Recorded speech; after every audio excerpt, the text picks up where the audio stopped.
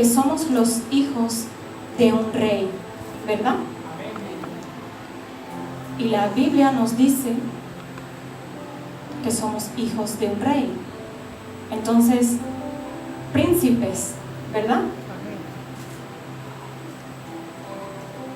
Somos príncipes, somos unos príncipes de nuestro Padre, que es un rey. La Biblia te llama que tú eres príncipe, porque tu Padre es rey. Amén. Lo sabemos, ¿verdad?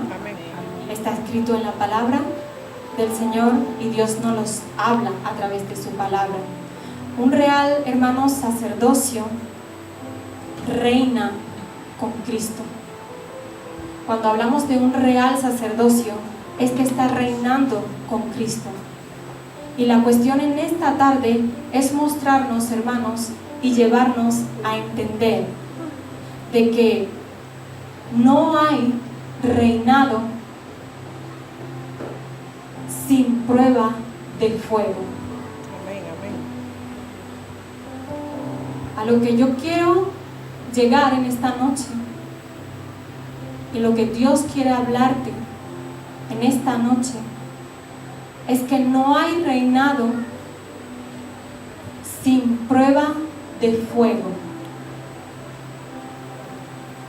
La Biblia nos dice, y lo vamos a buscar en Efesios 2, el versículo 6, de que nosotros reinamos en los lugares celestiales.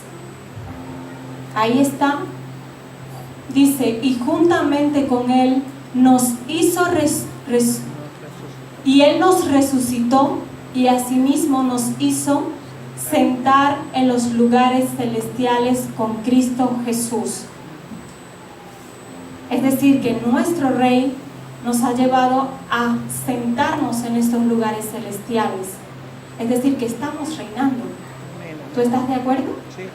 Sí, ¿verdad? El pastor nos decía el domingo de que el Señor nos ha bendecido con una bendición espiritual y que nos ha hecho sentar también en los lugares celestiales con Cristo. Quiere decir que estamos reinando juntamente con Él. Reinamos juntamente con Él. Hermanos, pero nuestro Señor Jesucristo nos ha dicho que seremos afligidos. Él nos ha dicho que seremos perseguidos. Él nos ha dicho, hermanos, que pasaréis por todo tipo de situaciones, de sufrimiento.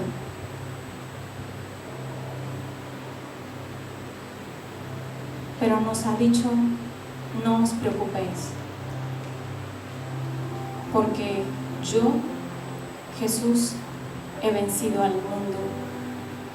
Y eso está escrito en Juan 16, 33. Yo te repito, el Señor Jesucristo nos ha dicho que seréis afligidos,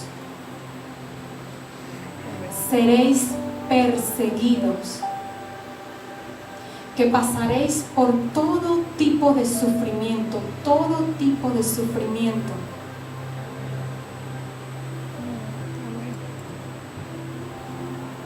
Pero nos ha dicho, no os preocupéis, porque yo he vencido al mundo. ¿Tú lo sabes? Amén. ¿Tú sabes que Él nos ha dicho que seremos afligidos? ¿Sí? ¿Tú sabes que Él nos ha dicho que pasaremos por todo tipo de sufrimiento? ¿Lo sabes? ¿Sí? Amén. Está en Juan 16, tú lo puedes leer y tú lo puedes buscar, pero en este momento no. Pero hermanos, hay una cosa que en ningún momento está escrito, que en ningún momento hemos visto que está escrito. que Él quitará la prueba. Que Él quitará la prueba que nos vendrá. Tampoco nos ha dicho que oremos para que no nos venga ninguna prueba o ninguna situación o ningún sufrimiento. Pero sí hemos escuchado por su boca: orad para que vuestra fe no falle ante la prueba. ¿Verdad que sí? Amén. Nuestro Dios y las Escrituras nos dicen, hermanos, que la única cosa de recomendación que nos ha dado el Señor es que oremos para que nuestra fe no falte ante la prueba. Amén. Pero no que ores para que Él la quite. No que ores para que no sobrevenga esta situación sobre tu vida. Amén. Pero tú sabes que el 70% de los cristianos, y que son muchos, porque un 70%, estamos hablando de un 100, un 70% es mucho, hermanos, ignoran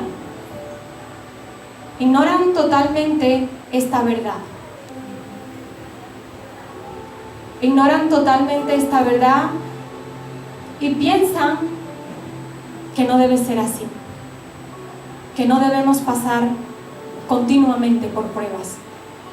Ignoran, hermanos, que nosotros debemos pasar continuamente por pruebas.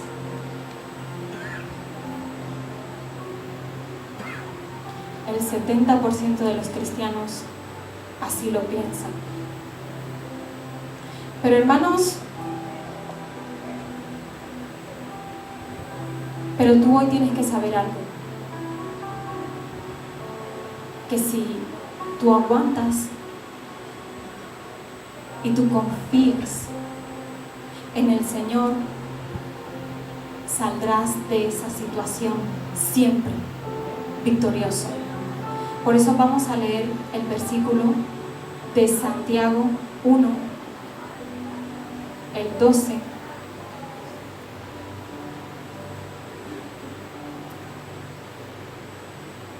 Bienaventurado el varón que soporta la tentación, porque cuando haya resistido la prueba, recibirá la corona de vida que Dios ha prometido a los que le aman.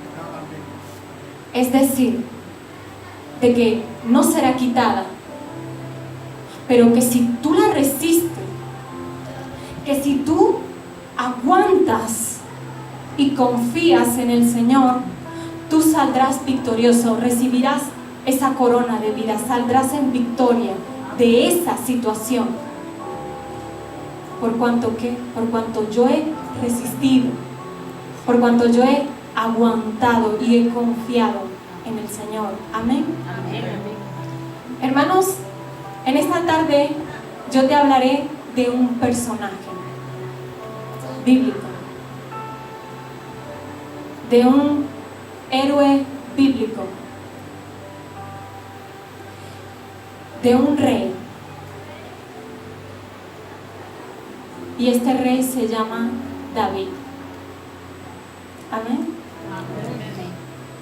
Yo quiero que vayamos a Primera de Samuel y que lo tengamos ahí. Primera de Samuel.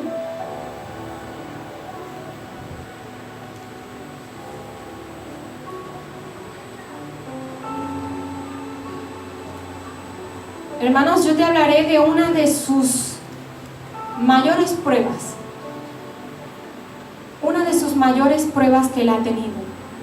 Pero yo en esta noche yo quiero preguntarte, ¿David ha sido ungido rey antes de pelear con Goliat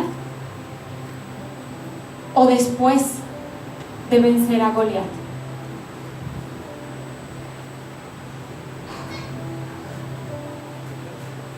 ¿David ha sido ungido rey antes de pelear con Goliat o después de vencer a Goliat? ¿Cuándo ha sido ungido rey?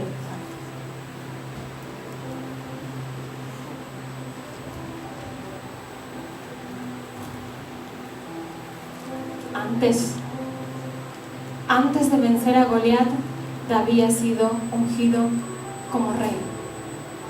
Pero, hermanos, cuando hablamos de Goliat, ¿quién no conoce quién es Goliat?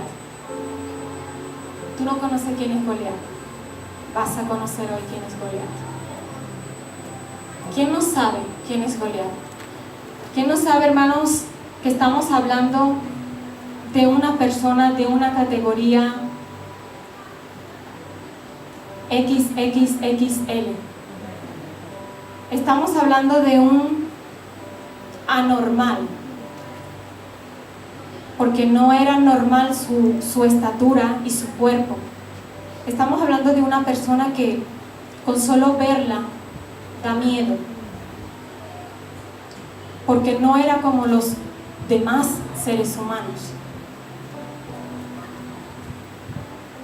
no era como uno de nosotros. Pero, hermanos, yo me preguntaba y yo te pregunto, ¿cómo Dios ha permitido que David, un rey que acaba de ser ungido, el sucesor de Saúl, pudiera presentarse, pudiera venir delante de un Goliat,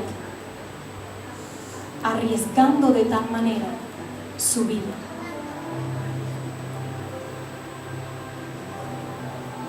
¿Cómo Dios ha permitido, hermanos,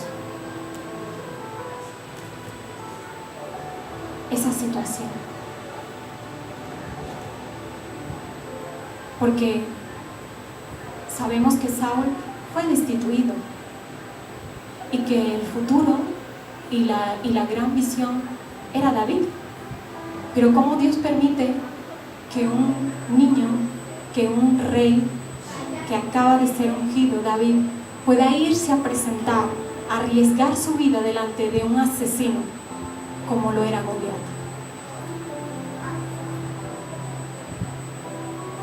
Si leemos el versículo 1 de Samuel 16:1,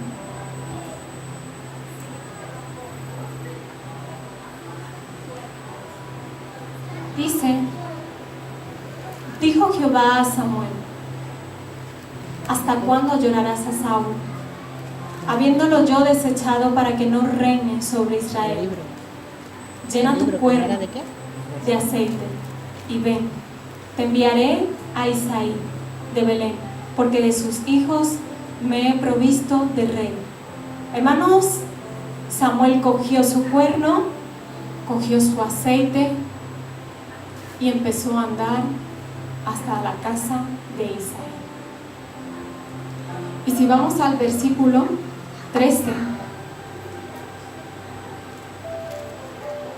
y Samuel tomó el cuerno del aceite y lo ungió en medio de sus hermanos.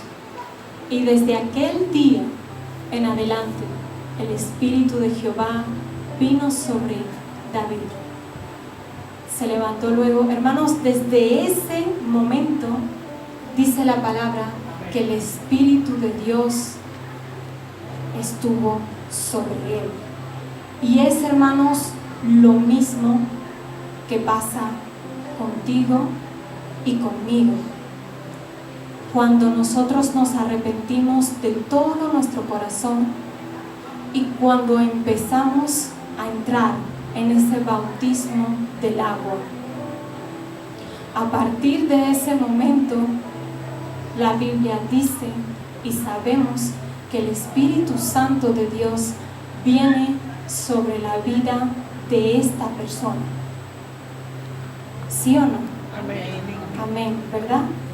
Entonces, Lo mismo que le pasó a David es lo mismo que nos ha sucedido a nosotros.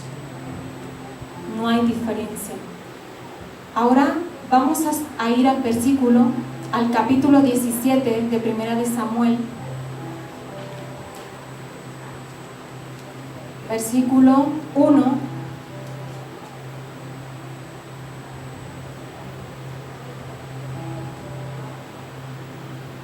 Los filisteos juntaron sus ejércitos para la guerra y se congregaron en Soco, que es de Judá, y acamparon entre Soco y Azeca.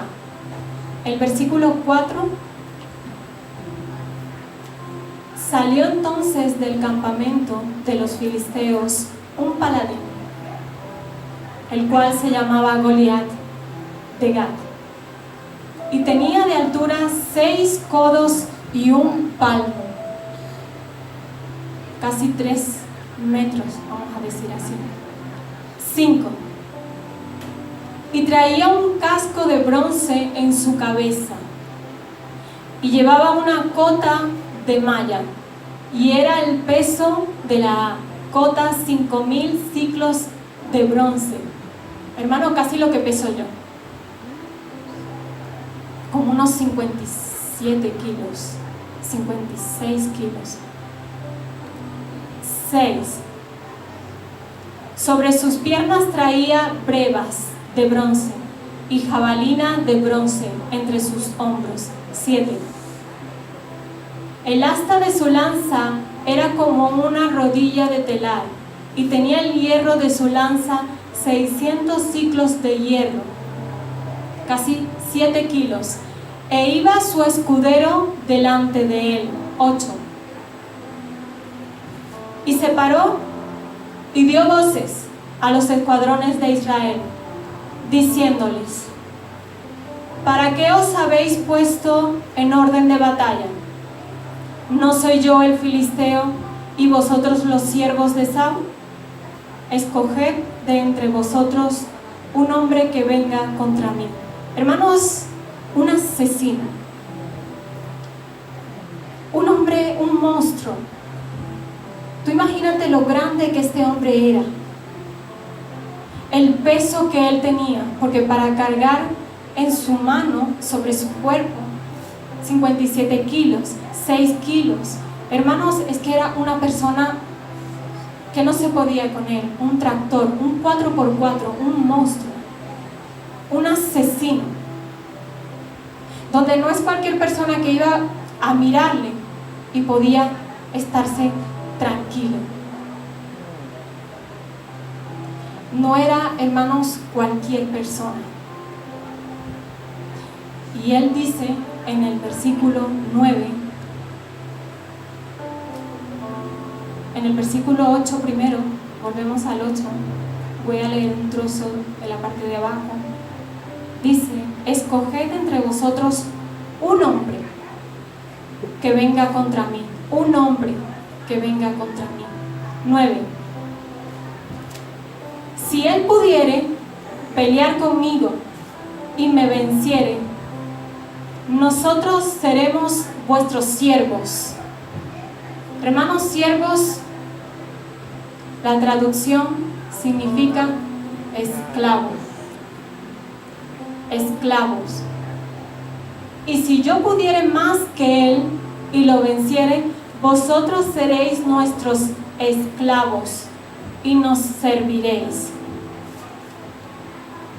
Hermano, Goliat habló al pueblo de Israel: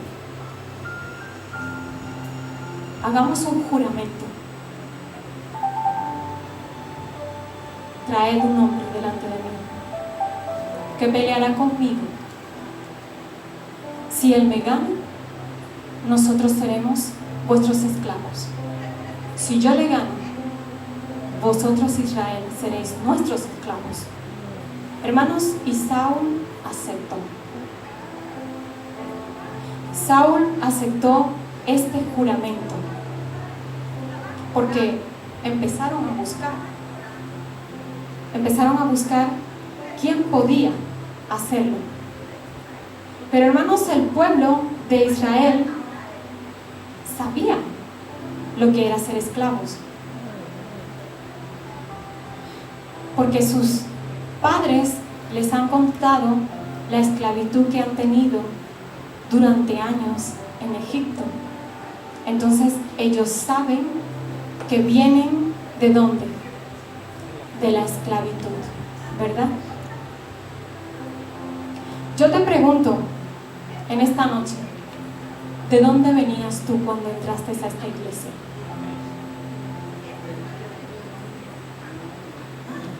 ¿De dónde estabas? ¿Dónde estabas tú antes de venir a esta iglesia?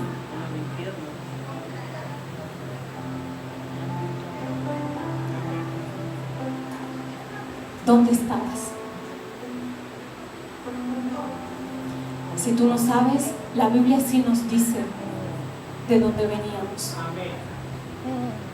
Pero yo sé que tú sabes que veníamos de qué. Hermanos, veníamos de una vida de esclavos a Satanás. Si vemos Efesios 2, vamos a leer Efesios 2,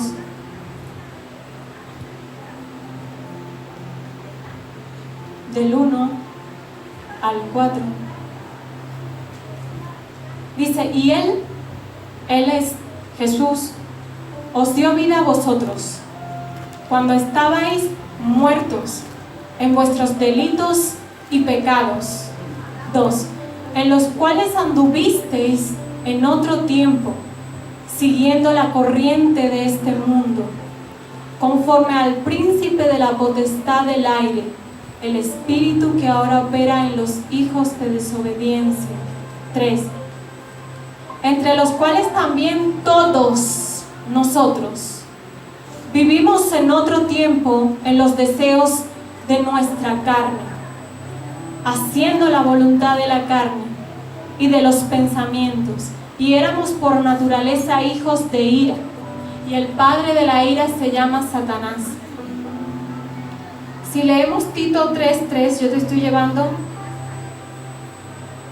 antes de venir al Señor. Tito 3:3, porque nosotros también éramos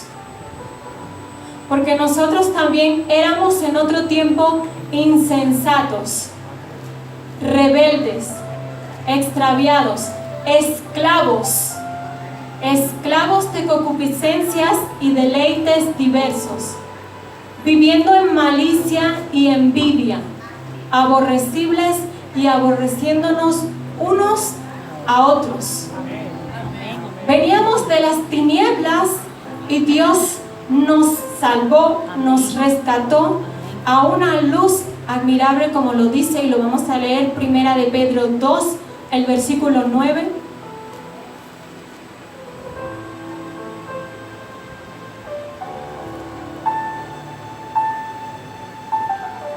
Dice, mas vosotros sois linaje escogido, real sacerdocio, nación santa, pueblo adquirido por Dios, para que anunciéis las virtudes de aquel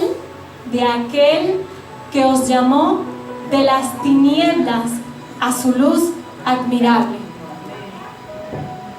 Suena fácil, ¿verdad? Leerlo.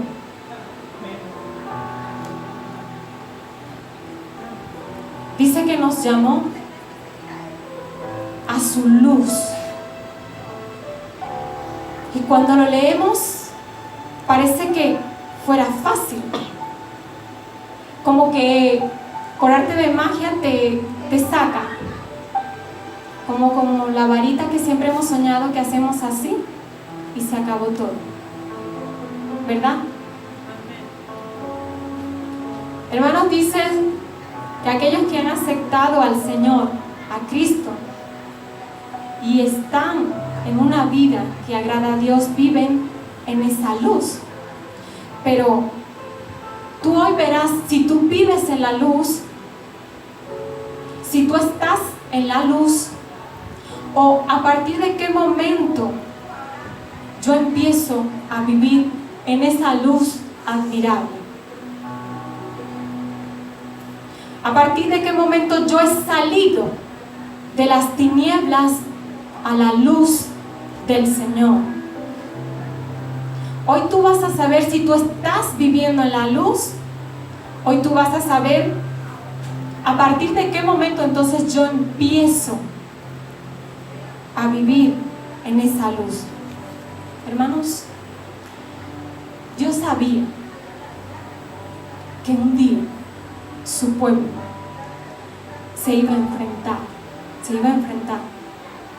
a Goliat. Dios conoce el futuro. Entonces él sabía que su pueblo se iba a enfrentar a Goliat. Pero él también sabía que su pueblo, que Israel, no iba a poder con Goliat. Por eso, él se preparó. Él llamó a este David. Por eso David pudo estar en ese momento, en ese campo de batalla. Porque Dios lo había preparado. Dios había hecho que él estuviese ahí. Porque si no hubiese David, el pueblo de Israel no iba a poder. Yo te pregunto, ¿quién es Goliat hoy día? ¿Quién es Goliat hoy día? Es la imagen del enemigo, ¿verdad? Es la imagen del enemigo, es la imagen del mal, es la imagen del diablo. ¿Y qué es David a día de hoy? Es la imagen del vencedor,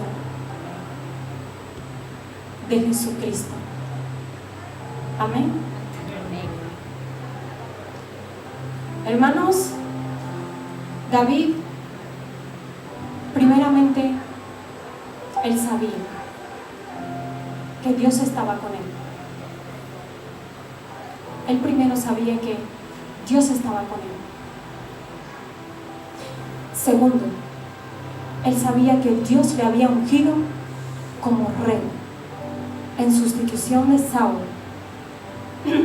Y tercero, él sabía que pase lo que va a pasar, yo sé que lo que Dios ha dicho de mí, que yo seré rey, yo seré rey.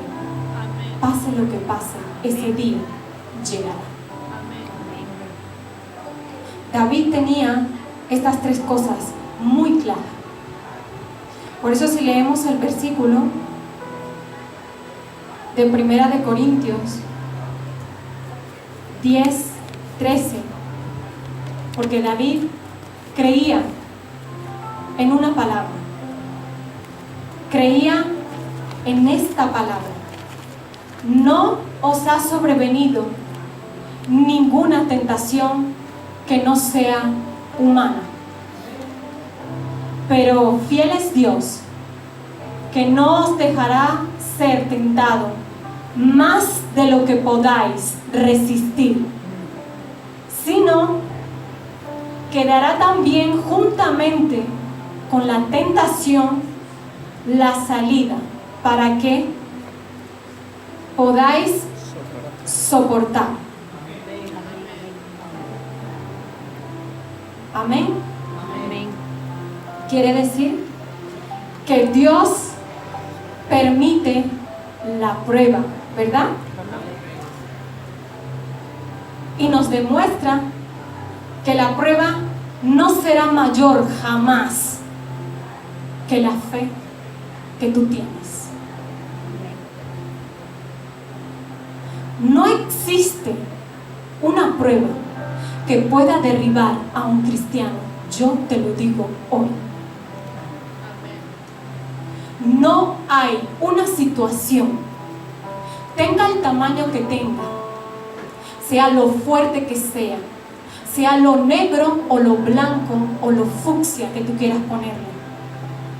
No hay una cosa que te va a venir, hermanos, si Dios no sabe que tú la puedes soportar. Porque primero, Dios no quiere que tú te pierdas. Si tú no la pasas, es porque tu nombre se llama cobarde. ¿Eres un cobarde o una cobarde?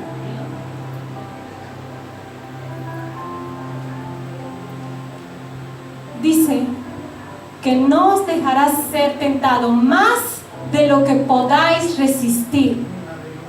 A veces nosotros pensamos, hermanos, que la situación que me viene a mí es muy fuerte, de tal manera que tú no puedes decirme o consolarme con lo que me estás diciendo. Yo no sé si tú me entiendes. Amén. A veces nunca nos hemos pasado por la cabeza que el pastor también tiene pruebas. Pero ¿cuántos te han venido a preguntar, pastor, cómo está? ¿Qué cosa le ha sobrevenido? Nos olvidamos que los pastores pasan por pruebas. Los pastores pasan por pruebas. Los siervos pasan por pruebas. Los fieles pasan por pruebas. No hay un hijo de Dios que no pase por prueba. No hay un hijo de Dios que no sufra, que no pase sufrimiento. No hay un hijo de Dios que no pase situaciones difíciles que te llevan a pensar, hombre, ¿será verdad lo que me está pasando? Pero hermanos, nosotros nos acordamos de lo que David se acordó. Aquel que no es cobarde, aquel que ha sido atento a la voz de su Dios, sabe que esto que me viene, sí, aunque seas grande, aunque seas fuerte, mi Dios me ha dicho que no me puedes derribar. No puede. Entonces muchos, porque yo escucho, es que tú nunca has pasado situación, es que nunca las has podido notar, porque yo también me he aferrado a la palabra, lo que mi pastor me ha enseñado. Y sea cual sea la situación, siempre ha habido la salida, como dicen. Ha habido la salida. ¿Por qué? Porque yo me he sabido resistir. Hermano, no existe una prueba. Escúchame hoy.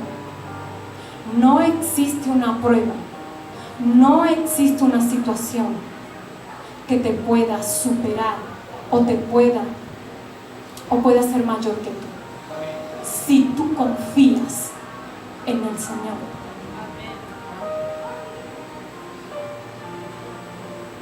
Si leemos 1 Samuel, el 17, volvemos ahí al 38.